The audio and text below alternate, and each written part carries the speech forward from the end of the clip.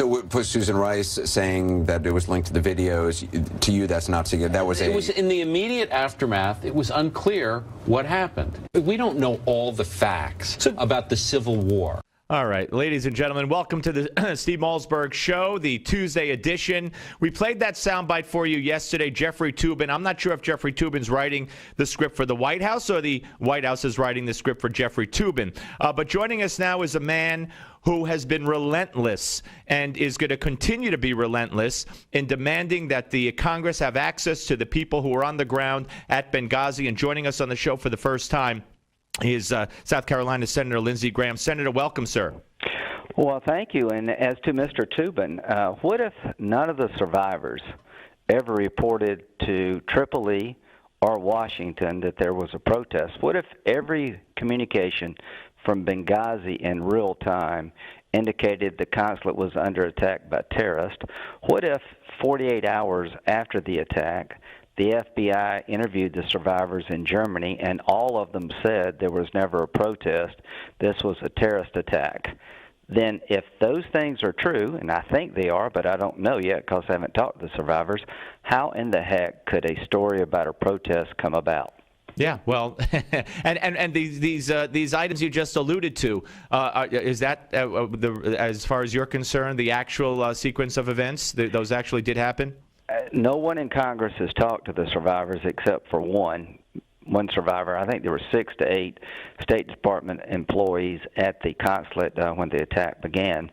Greg Hicks, who talked on 60 Minutes, said that he was in communication with Ambassador Stevens, and Ambassador Stevens says we're under attack.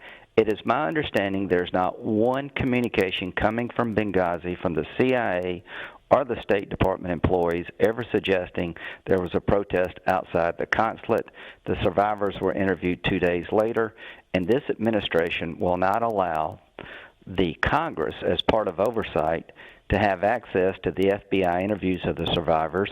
And they told the American people 5 days after the attack there was no indication of a pre-planned al-Qaeda attack, that al-Qaeda had been decimated in Libya.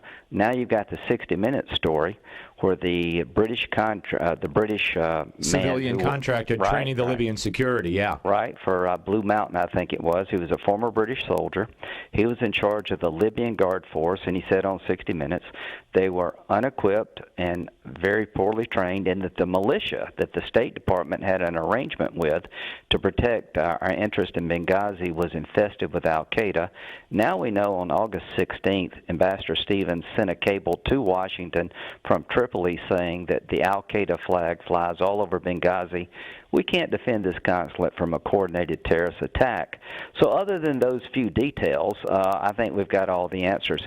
Who in the world denied 4 to 5 security enhancement requests coming from Libya? How could the Secretary of State not know about the rise of al-Qaeda in Libya when the Secretary of Defense was aware of Ambassador Stevens' concerns about Benghazi? It goes on and on and on. And here's what I really want to hear from the survivors themselves. Did you believe that your government was going to come to your aid when you were under attack? And when you found out that nobody was coming, how did you feel? I want us all to hear that, to make sure we never allow this to happen again. Senator, you are vowing to block every appointment in the U.S. Senate until the survivors are brought or made available to be interviewed by the Congress. And I believe that you have written the White House and the Secretary of State letters. What has the response been? Take a hike. I wrote a letter to the President asking him, you said you would be the most transparent administration ever. You promised to get the people responsible for the attack on Benghazi. The chief suspect, the person the FBI believes to be the ringleader, has given interviews in Benghazi with a British newspaper, given an interview with CNN and the New York Times, yet we cannot capture this man. The President also promised as new details emerge, they will be shared with the public. Having said all that, the Congress hasn't had any access to the survivors. I'm not trying to impede a criminal investigation. I'm not looking to figure out who to blame or who to prosecute. I want to hear from the survivors, was there ever a protest? Because oversight is about holding the administration in question accountable. They did it to Bush, as they should have, for Iraq and Abu Ghraib and Gitmo. Now the shoe's on the other foot. Can you imagine what Senator Clinton and Senator Obama would be saying if this were the Bush administration denying access to the witnesses? There would be a riot in the street. Mr. Toobin would have a different view. Absolutely, and I've heard that analogy from you, and I think it's a brilliant analogy. We're talking to South Carolina Senator Lindsey Graham here on the Steve Malzberg Show. You know, the reward system that I believe it's the Pentagon has for capturing terrorists who have committed crimes against Americans or killed Americans. There's not even a reward out for anybody related to the Benghazi situation. The parents, when the bodies were returned, Hillary Clinton, I've heard from two separate parents of the 4 or 6 that were there, and Hillary looked them in the eye and said, we're going to get the person who made that video. Then they put out, of course, the Secretary of State and the President put out their own video that ran in Pakistan apologizing for the quote-unquote video. So, I mean, they took this to great lengths to bring this storyline forward. Well, you got to remember, this attack was 8 weeks before an election. And the bottom line was the storyline from the White House is that bin Laden is dead, al-Qaeda is on the run, the war in Iraq is over, and we're getting out of Afghanistan. What's not to like? Well, here's really the 30,000-foot view of Libya. How could Secretary Clinton and the President miss the rise of al-Qaeda in Libya that eventually led to the overrunning of the consulate? They were absolutely deaf, dumb, and blind in Washington about the growing al-Qaeda threat. Absolutely, yeah. Because it got interfered with their storyline.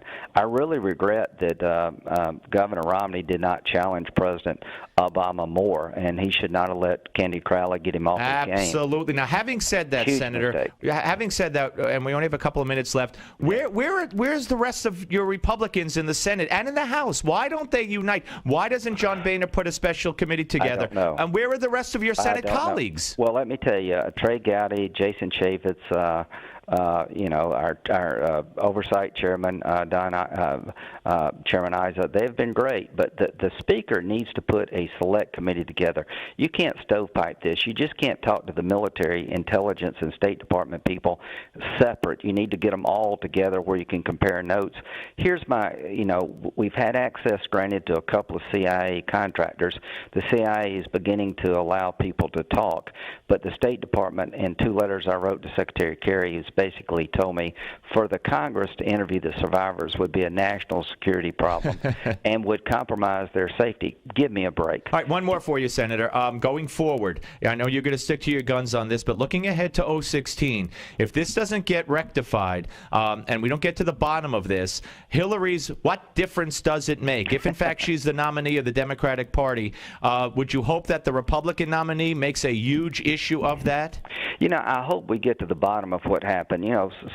Hillary Clinton will have a lot of good things to say about her life in terms of her accomplishments, but she hasn't been held yet accountable, in my view, for the security lapse in Benghazi. It was her job to protect this consulate and to honor security requests. Will she be held accountable, do you think? Only if we get to the truth. And how can you get to the truth if you never have access to the survivors? There's 2 things I want to know.